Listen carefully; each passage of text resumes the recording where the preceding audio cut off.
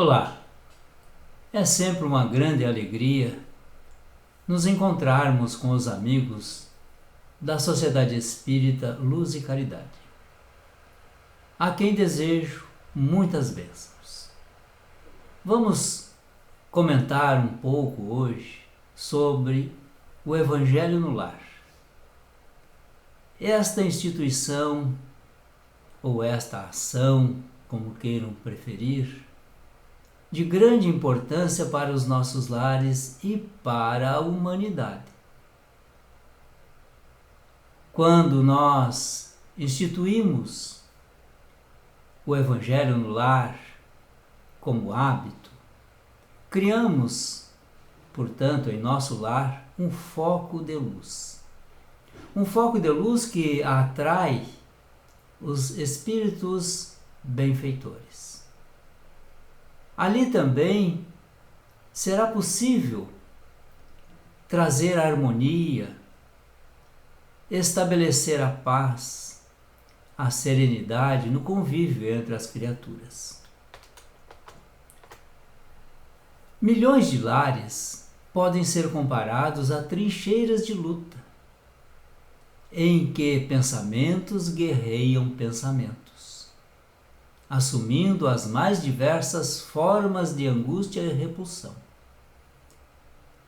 Essa frase está nos Domínios da Mediunidade, capítulo 19. Aqui podemos ver a importância do pensamento. E, invariavelmente, nós, quando não temos harmonia para estabelecermos pensamentos igualmente harmônicos, estamos contribuindo para a desarmonia, a infelicidade, as questões menos nobres.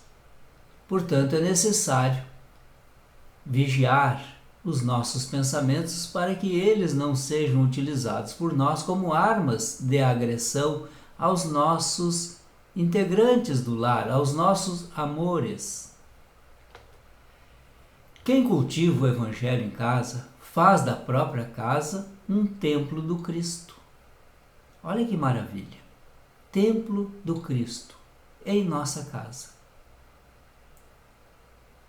E diz Paulo, na primeira carta a Timóteo, no capítulo 5, versículo 4, o seguinte: aprendam primeiro a exercer piedade para com a sua própria família e a recompensar seus pais, porque isto é bom e agradável diante de Deus.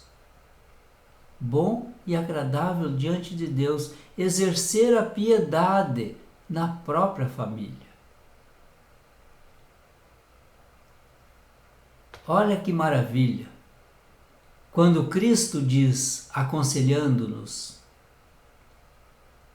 o amor aos adversários, o auxílio aos que nos perseguem e a oração pelos que nos caluniam, como atitudes indispensáveis à garantia de nossa paz e de nossa vitória.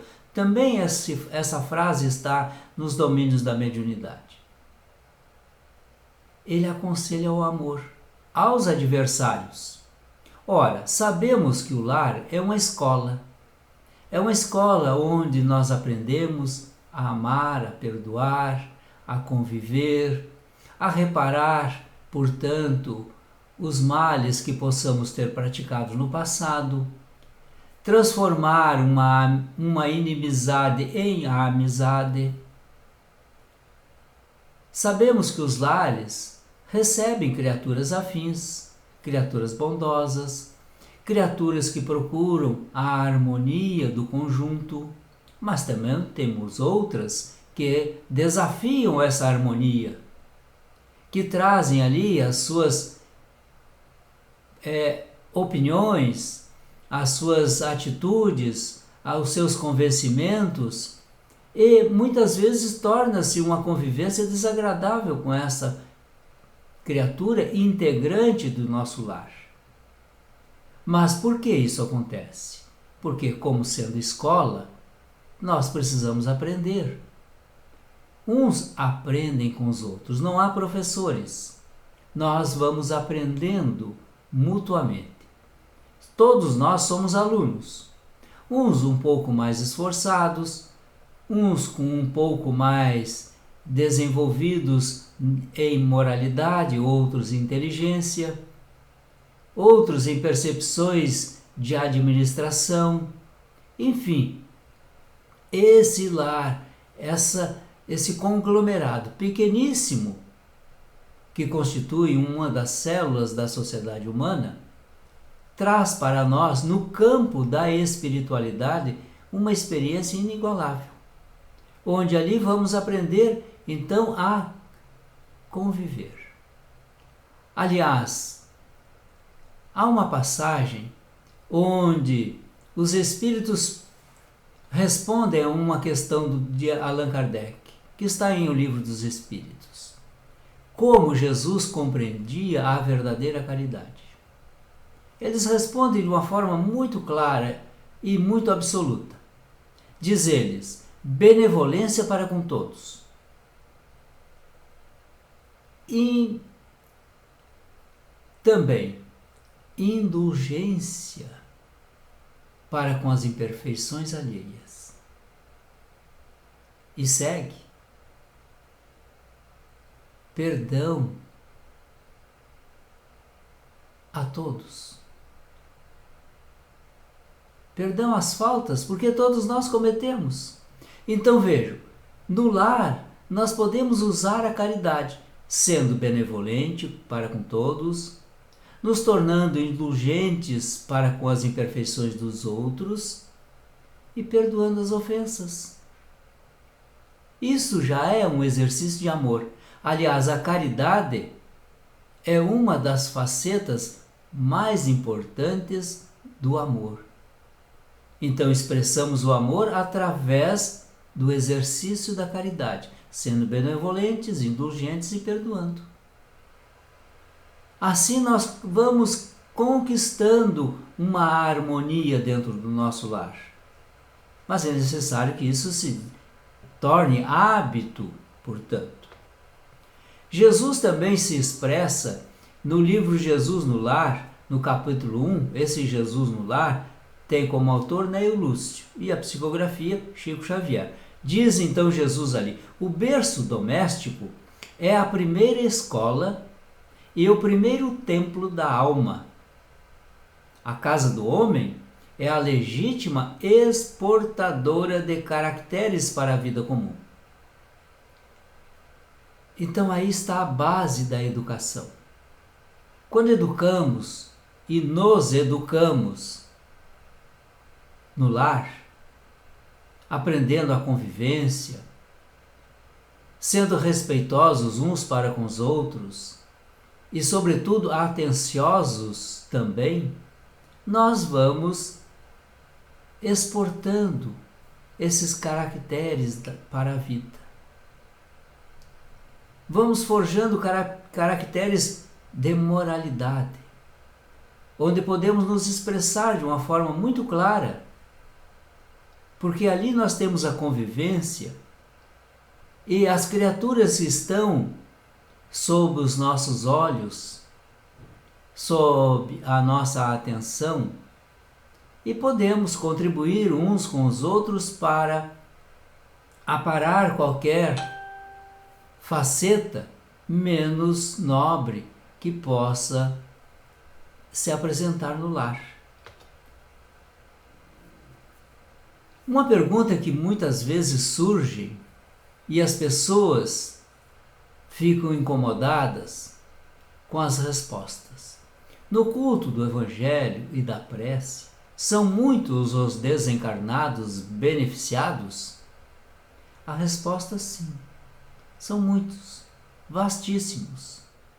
Porque não é de nosso desconhecimento que quando nós pensamos bem e pensamos no bem, atraímos espíritos com o mesmo padrão vibratório estabelecido no exercício do bem. Ao contrário, quando nós pensamos o mal, e vibramos, portanto, no mal, nós outros ali estamos, portanto, atraindo esses nossos irmãos que naturalmente vão contribuir para as nossas desarmonias. Então, o nosso lar é um lar que também é constituído de espíritos encarnados e espíritos desencarnados. Conforme nós pensamos, a qualidade do nosso pensamento, atraímos os bons ou atraímos os maus. E aqui não se trata de repelir os maus, não.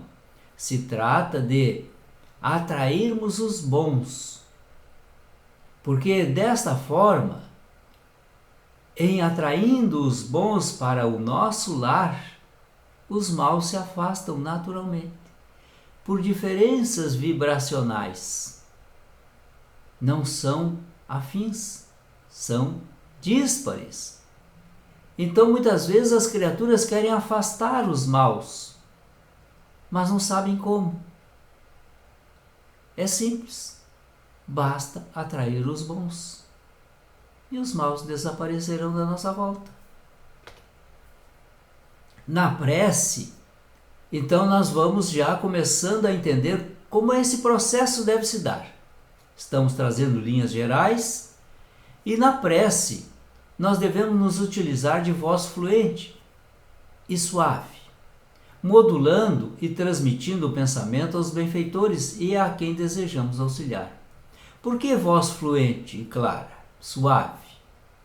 Porque muitos de nós, quando desencarnamos, ainda necessitamos de ouvir, como ouvimos dos nossos ouvidos físicos de hoje, dada a nossa proximidade ainda muito grande à materialidade. Nessas circunstâncias, os espíritos precisam ouvir. Então a prece deve ser feita em voz alta, assim como a leitura daquela página evangélica que vai dar a base para o nosso trabalho de examinar sob a nossa ótica aquela leitura que foi feita, extraindo dali as lições possíveis. Isso em voz alta, mas modulada, não precisa ser uma voz tão alta, mas que seja audível, que seja fluente, que todos possam escutar, tanto os encarnados quanto os desencarnados. Porque não podemos esquecer, como eu disse, há alguns nossos irmãos desencarnados que não leem pensamentos. Assim como nós não temos a possibilidade ainda de ler o pensamento um do outro, os nossos irmãos também desencarnados não conseguem fazê-lo. Então é necessário que nós, nesse exercício de caridade, que é ser benevolentes para com eles, indulgente para com as suas imperfeições e perdoando as ofensas, possamos ajudá-los. Olha que maravilha! Num simples momento em que nos reunimos no lar para orar. Assim procedendo, efetivamente, cria-se um novo ânimo nas almas presentes, encarnadas ou desencarnadas, porque todas elas estão ávidas de luz, tanto quanto estão sequiosas de paz e de refazimento. Nós necessitamos deste combustível para nos alimentar e nos mobilizar. Nos domínios da mediunidade, tem também uma observação a respeito do pensamento. Não será, diz o instrutor Aulus, e registrado por André Luiz, o seguinte: para isso não será necessário que a perseguição recíproca se expresse em contendas visíveis. Bastam as vibrações silenciosas de crueldade e despeito, ódio e ciúme, violência e desespero, as quais, alimentadas de parte a parte, constituem corrosivos destruidores. Vejamos aqui para que nós possamos nos analisar e possamos, quando estabelecermos a prática do Evangelho no lar, estejamos atentos a isto. Ora, vibrações silenciosas. Pensamento. O pensamento é uma vibração. Ninguém está observando, ninguém está ouvindo os nossos pensamentos. Mas nós estamos vibrando e essas vibrações são perceptíveis aos desencarnados. E aí nós temos que ter cuidado com aquilo que estamos pensando, porque pensamentos de crueldade, de despeito, de ódio, de ciúme, de violência, pensamentos de desespero, nós vamos contribuir para alimentar os nossos irmãos, tanto encarnados quanto desencarnados. E são corrosivos. Primeiramente para quem está pensando. Depois se tornará corrosivo para quem estiver sintonizado com essas vibrações. Então, toda vez que nós temos um pensamento de ódio, de rancor, de ciúme, de despeito ou de crueldade, estamos primeiro fazendo mal a nós próprios. E nós não queremos isto. Então é necessário que a gente preste atenção quando os Espíritos nos dizem, repetindo o ensinamento de Jesus: vigiai os pensamentos. Veja a qualidade desses pensamentos, se são qualidades boas ou más.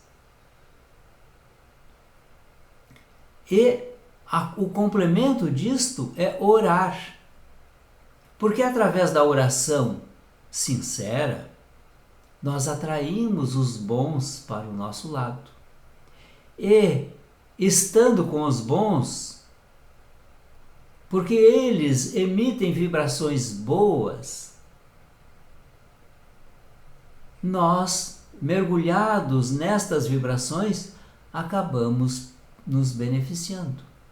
E de pouco a pouco vamos abandonando estas vibrações de crueldade, de ódio, de rancor, de ciúme, de violência, de desespero, e criando confiança, serenidade, paz, harmonia, bem-estar. Tudo isso muda no nosso campo íntimo. O lar é uma escola, como já aqui afirmamos. E quando as criaturas estão dispostas a se amarem, elas aprendem e ensinam mutuamente. Aprendemos umas com as outras. Não é porque é nosso filho que não tem nada a nos ensinar. Não é porque seja nosso filho que também nós não possamos ensinar algo a ele. E vice-versa. A esposa com o marido com a esposa, ou quem mais estiver participando do nosso culto do Evangelho no lar. Porque há uma clareza cristalina. Os melhores ajudam os que possuem necessidades. Sempre foi assim. Quem tem mais condições ajuda quem tem menos condições. Isso é um princípio de caridade. Quantos benefícios! Vamos agora ao roteiro para a realização do Evangelho no lar, que é muito simples, não requer grandes preparativos.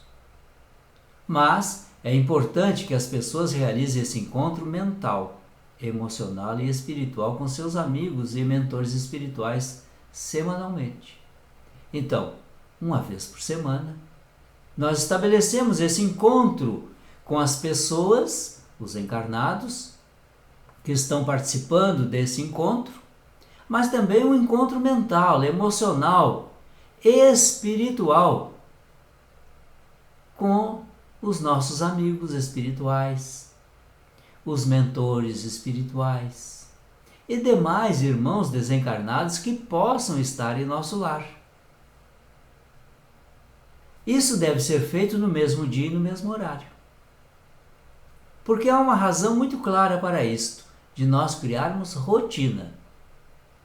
Então estabelecemos o dia da semana e o horário desse dia em que vamos nos reunir. E fazemos isso semanalmente.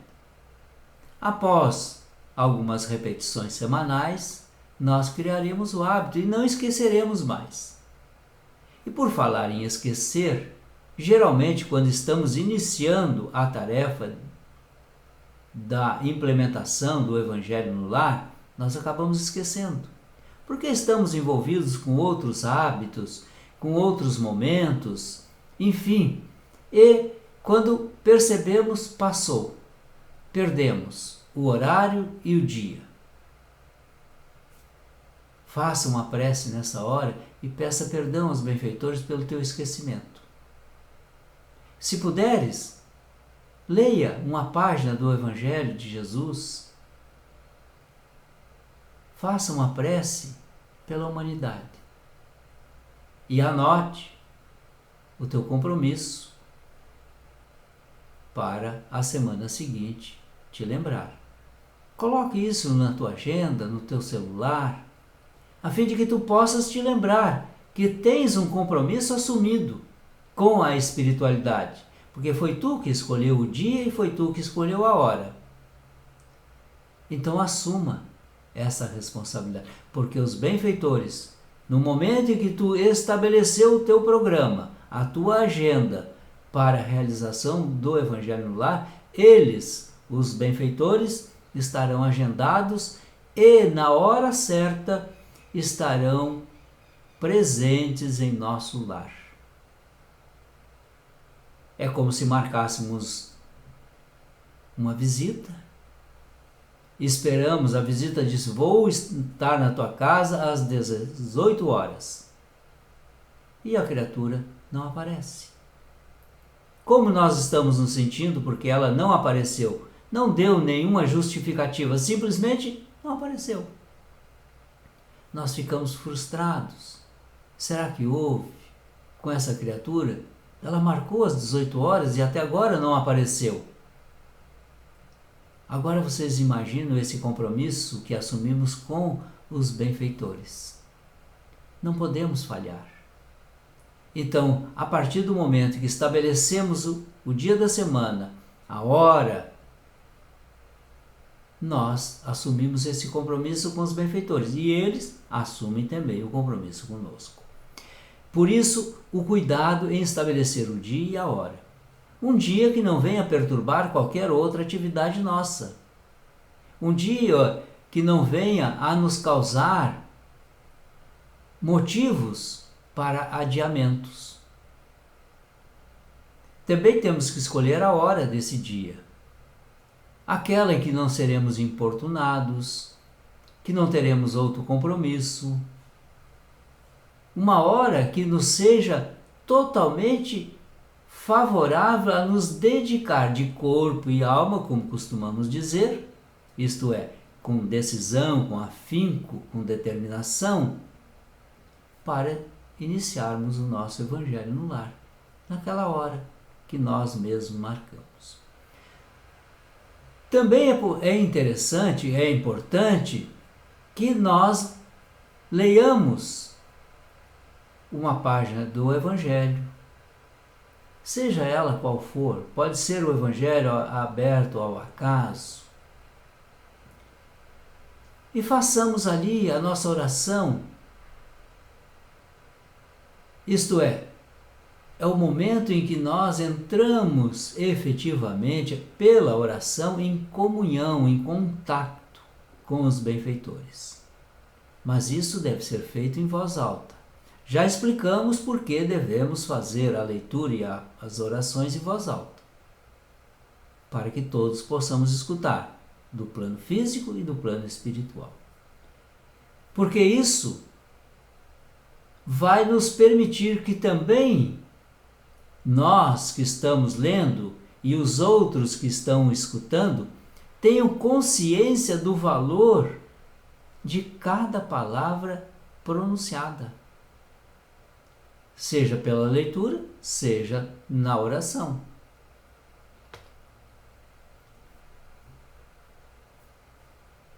É também recomendável que nós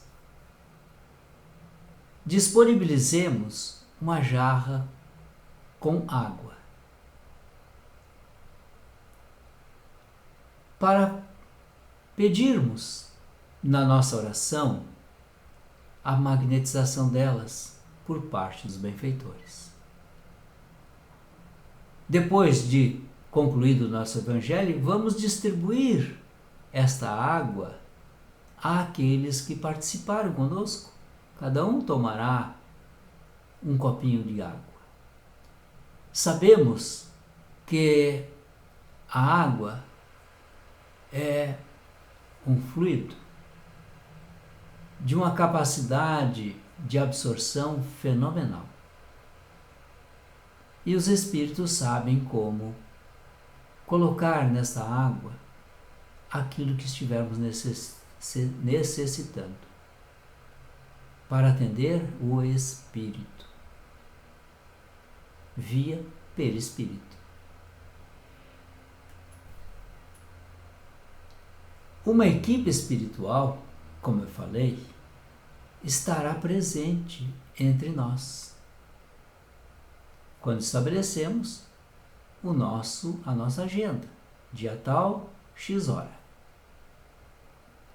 Eles estarão protegendo o lar, amparando, atendendo às necessidades de todos, não as materiais, as necessidades espirituais. Por isso,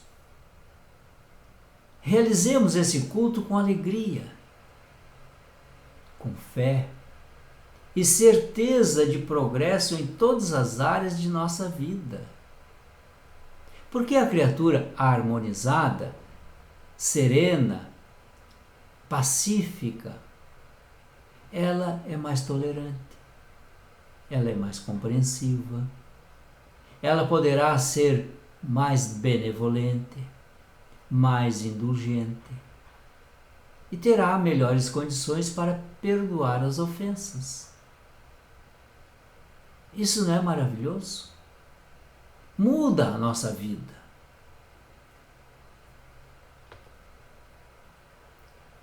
Então, após reunido o grupo familiar, vamos fazer uma prece inicial. Um pedido de ajuda, de proteção para a realização do Evangelho em nosso lar. Ó Senhor, aqui estamos reunidos em família, te suplicando o auxílio para todos nós, a proteção que necessitamos. Atenda-nos naquilo que for possível, segundo os desígnios do Pai. Que as nossas aflições, as nossas preocupações possam diminuir de intensidade, a fim de que tenhamos, portanto, melhores condições para discernir e decidir, sempre à luz do Evangelho. Uma prece tão simples. Vamos agora, depois da prece, abrir o Evangelho e vamos ler ao acaso aquele texto que foi nos apresentado, escolhido. Vamos ler em voz alta.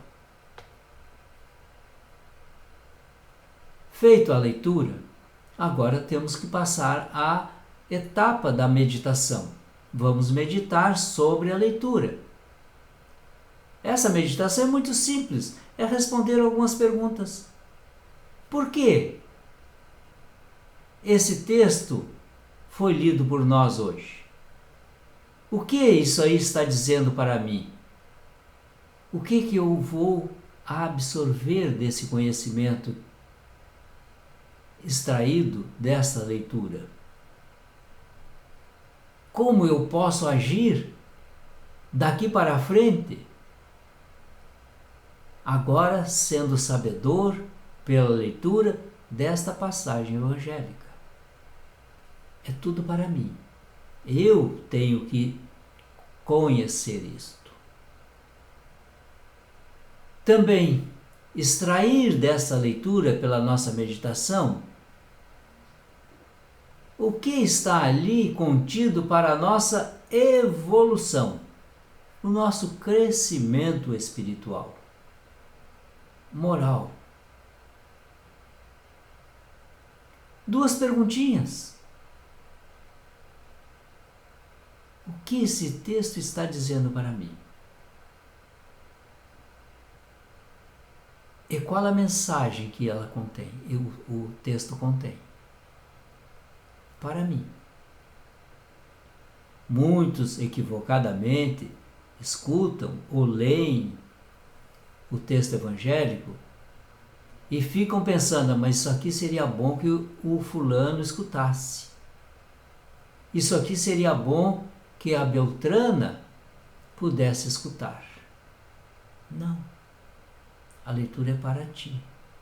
Cada um que está ali presente em nosso evangelho retirará as suas lições pessoais. Não é para o outro.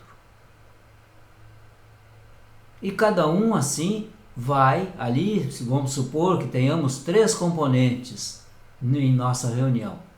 Os 3 irão dizer ou responder essas perguntas. Por que esse texto veio para mim agora? Qual é a convocação que ele está fazendo? Isso, como eu posso utilizar esse conhecimento para a minha evolução? E aí cada um vai dizer. Diga um, o outro, pronto. Porque é importante para nós consolidarmos as nossas leituras e a prática, principalmente do Evangelho de Jesus, conhecer o Evangelho de Jesus. Conhecer pela leitura, pelo estudo, mas é necessário que se medite.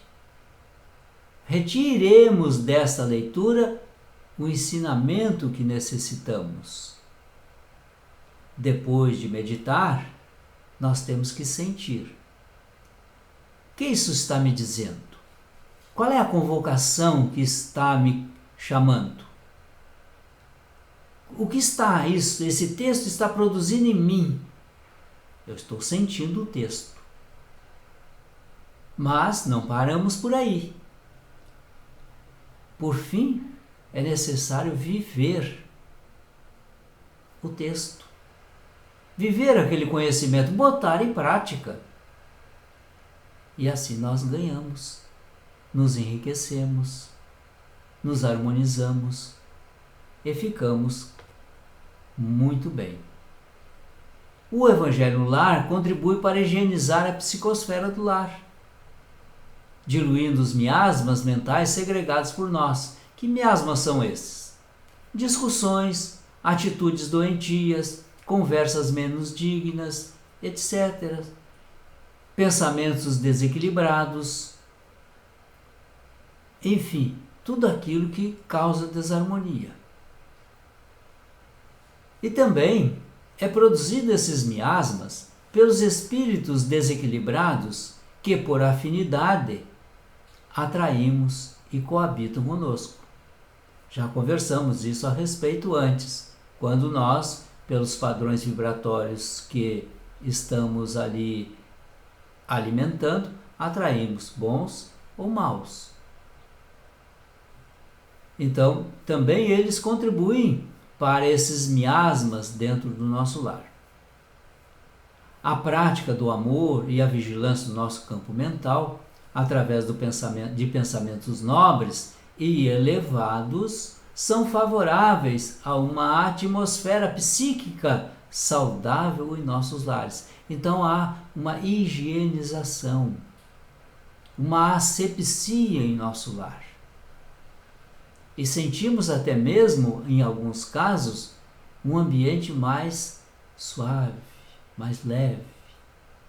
Como podemos dizer, a grosso modo, mais respirável. O amor deve ser a vibração predominante ao longo do trabalho do Evangelho no Lar, envolvendo todos os presentes, espíritos encarnados ou desencarnados, com os sentimentos da compreensão, do perdão e da prece. A nossa postura de aprender e servir com dedicação e perseverança contribui para a construção do verdadeiro patrimônio do Espírito. Então vejamos o quanto nós somos beneficiados somente por instituirmos o Evangelho em nosso lar. Chamamos de culto do Evangelho, reunião evangélica, dá-se o nome que desejarmos. Mas reunimos as pessoas. Ah, mas não tem ninguém, não há problema. Faça tu, sozinho.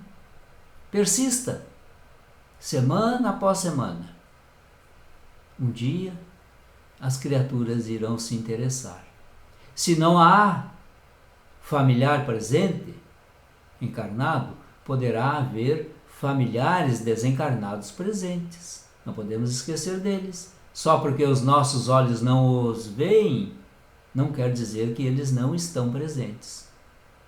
Há outros também desencarnados que vão se beneficiar com o nosso Evangelho no lar, embora realizado por uma única criatura. Então, não é nenhuma dificuldade realizar o Evangelho no lar com uma única pessoa. Se tivermos mais, melhor, porque são outros que estarão contribuindo para essa melhoria.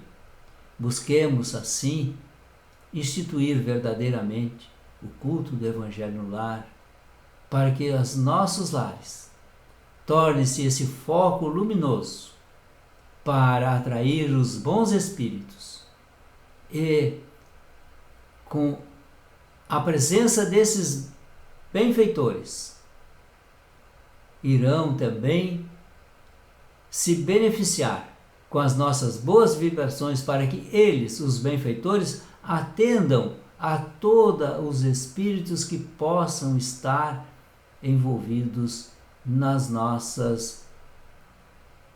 nosso campo mental, em torno do nosso lar. Esse foco luminoso está em nossas mãos. Cabe a nós alimentá-lo ou extingui-lo.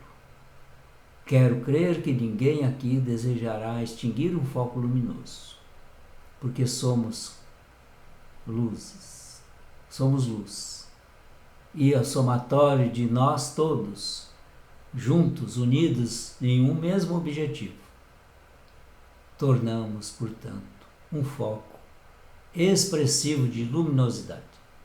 Foi um prazer estar aqui com todos vós.